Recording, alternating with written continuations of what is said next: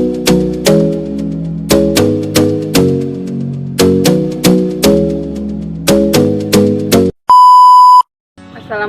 warahmatullahi wabarakatuh. Perkenalkan, nama saya Ita Oktaviani, Program Studi Ilmu Komunikasi Universitas Teknologi Sumbawa.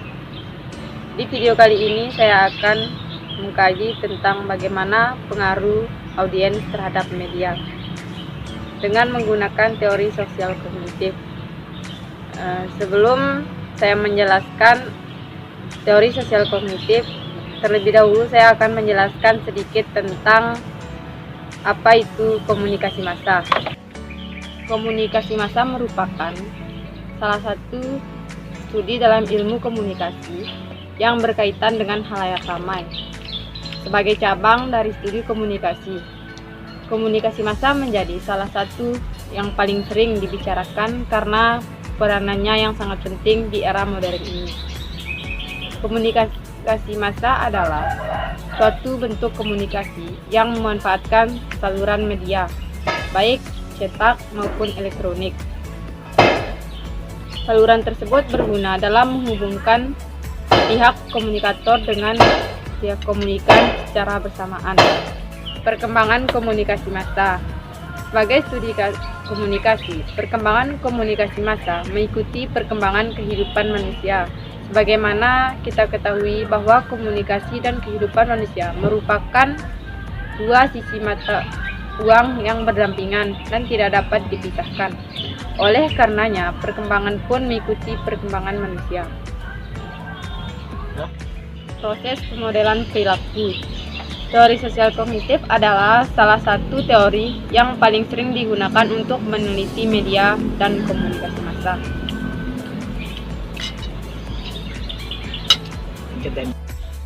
Selanjutnya ada fungsi komunikasi massa. Ada dua kategori fungsi komunikasi massa, yaitu yang pertama fungsi terhadap masyarakat sebagai sarana informasi, sebagai hiburan, sebagai kolerasi dan lain-lain. Yang kedua fungsi terhadap individu. Sementara itu fungsi terhadap individu meliputi sebagai sarana informasi, sebagai identitas pribadi, dan sebagai hiburan. Efek komunikasi massa merupakan bagian dari dampak atas peran yang disampaikan oleh media massa, yaitu berkaitan dengan perilaku manusia setelah menerima pesan tersebut. Efek komunikasi massa meliputi yang pertama ada kognitif berupa pengetahuan, yang kedua afektif berupa perasaan dan emosi, yang ketiga behavioral berupa perilaku. Selanjutnya saya akan menjelaskan apa itu teori sosial kognitif. Teori sosial kognitif dibangun pertama kali oleh seorang psikolog, Albert Bandura, sekitar tahun 1960-an. Teori ini menitik beratkan pada bagaimana dan mengapa orang-orang cenderung untuk meniru apa yang dia lihat melalui media. Ini adalah teori yang fokus pada kapasitas kita untuk belajar dengan mengalaminya secara langsung.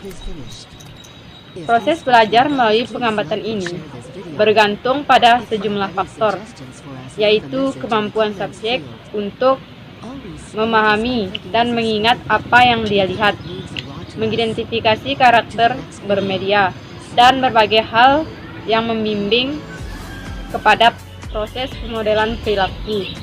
Teori sosial kognitif adalah salah satu teori yang paling sering digunakan untuk meneliti media dan komunikasi massa.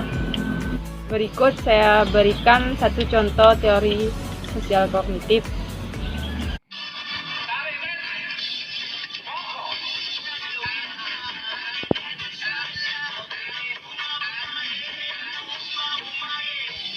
Nona juga bisa menjelaskan.